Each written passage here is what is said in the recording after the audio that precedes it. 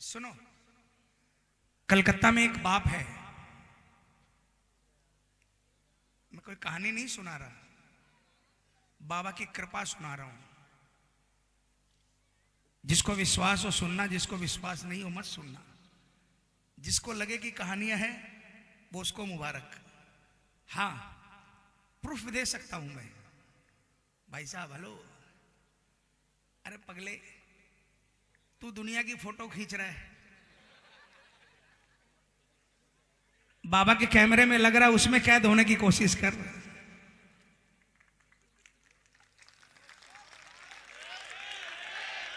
देखो, दोस्त गायकों को दे देते हो, बदलना आपको पड़ेगा।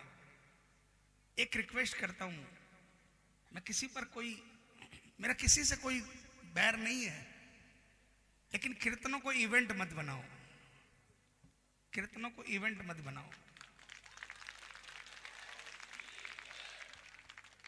मैं भी होटल में था, मुझे पता चला कि बाहर ढोल नगाड़े का इंतजाम है। आप पूछ लो मेरी किन से बात हुई, मुझे नहीं मालूम। मैंने कहा भैया प्लीज ढोल नगाड़े बजाकर अंदर मत ले जाना, मेरा मालिक शहंशाह आया है, हम तो उसके चाकर हैं, नौकरी भी नहीं मिलती किसी की, हमारा स्वागत नहीं। ये लगे है ना, ये कभी घातक हो सकते हैं। अभी परसों कीर्तन था, स्पीकर के अंदर में गिर गया, स्पीकर में आग लग गई।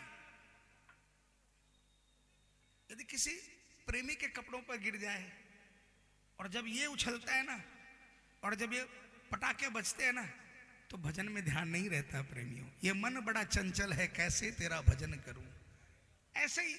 ऐसे ये पापी मन लगता नहीं। और उसके बाद इसके बाद ये सब नए नए साधन जो आ गए है ना, खर्चा करना है ना, खर्चा करना है तो मैं बताता हूं, बाबा को खूब श्रृंगार करो, खूब बाबा को फूलों से ला दो, और बाबा के ऊपर में इत्र की बौछार करो, बाबा के ऊपर में केसर छिड़को, है ना, असली केसर छिड़को।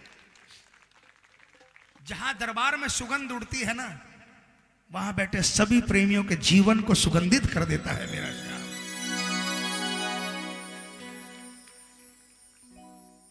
बोलिए सांचे दरबार। कलकत्ता में एक बाप, उसके 6 बेटियां, कोई बेटा नहीं। उन 6 बेटियों का कोई भाई नहीं था और मां भी नहीं थी। और बाप इतना गरीब कि 1800 रुपया महीने की नौकरी करता, और अगर अपना नाम भी लेना पड़े तो कम से कम 2 से 3 मिनट उसे अपना नाम लेने में लगते, वो इतना हकलाता। और ऊपर से एक बेटी जन्मते ही 90 डिग्री का कोण बन गया, कुबड़ था। वो बेटी कभी जिंदगी में बैठी नहीं, कभी खड़ी नहीं हुई, हमेशा वो ऐसे ही लेटी रही। 16 साल की हो गई, कभी जिंदगी में उसने कुछ देखा नहीं। उसको नित्य क्रियाक्रम करवाने के लिए बाप अपनी गोदी में लेकर जाता है एक जवान बेटी को। इससे बड़ा गुनाह क्या हो सकता है। उसकी जितनी हैसियत थी डॉक्टरों को दिखाया, सबने मना कर दिया। नारायण सेवा संस्थान के अंदर में दिखाया, लेटर पैड पर लिख कर दे दिया कि इसका इलाज वर्ल्ड में नहीं है। किसी श्याम भक्त की नजर पड़ गई, कलकत्ता के सबसे बड़े, बल्कि एशिया में जिस ऑर्थोपेडिक का नाम था, उसका अपॉइंटमेंट 6 महीने नहीं मिलता, उसका अपॉइंटमेंट 2 दिन में लिया। और नेक्स्ट डे उसको डॉक्टर को दिखाने लेके गया। डॉक्टर ने लड़की को देखा और उस श्याम भक्त को बुलाकर कहा कि अगर मैं आपको हेड्स ऑफ करता हूं, आप किसी गरीब को लेकर आए हो, उस पर खर्चा करने के लिए तैयार हो। उसने कहा डॉक्टर 5 लाख 10 लाख जो लगे मैं खर्चा करने को तैयार हूं, इसको ठीक कर दो। उस डॉक्टर ने कहा देखो, ये तो दुनिया में कोई डॉक्टर ठीक नहीं कर सकता इसको, दुनिया में कोई डॉक्टर इसको ठीक नहीं कर सकता।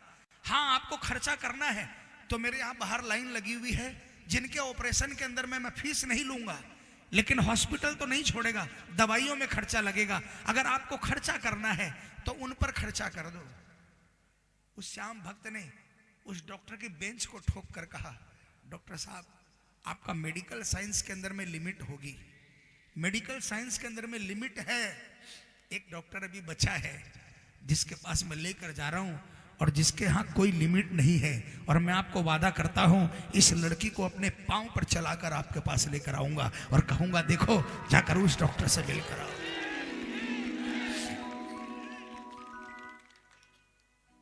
मेरे घर से सिर्फ 500 मीटर की दूरी पर वो परिवार रहता था।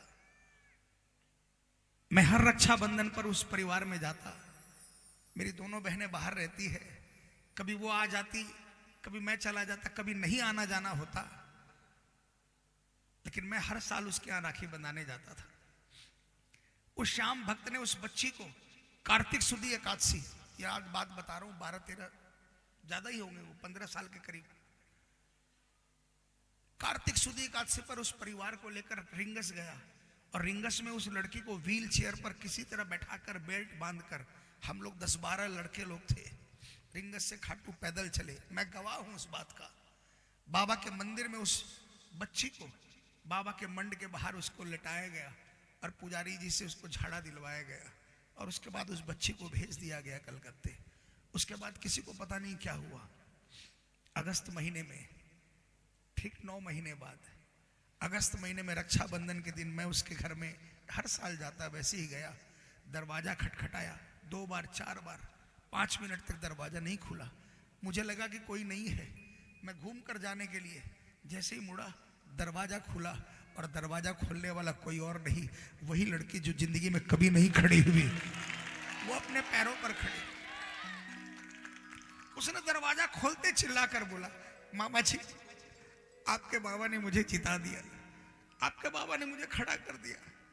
बोला मामा जी मेरे पास टेलीफोन नहीं था, मेरे पापा के पास फोन नहीं था, इसलिए आप लोगों को खबर नहीं दे सके, किसी का नंबर नहीं था। मैं इंतजार कर रही थी कि रक्षाबंधन आएगा तो आप आओगे तो खबर लगेगी आपको। दौड़ कर गई, अपना बस्ता लेकर आई।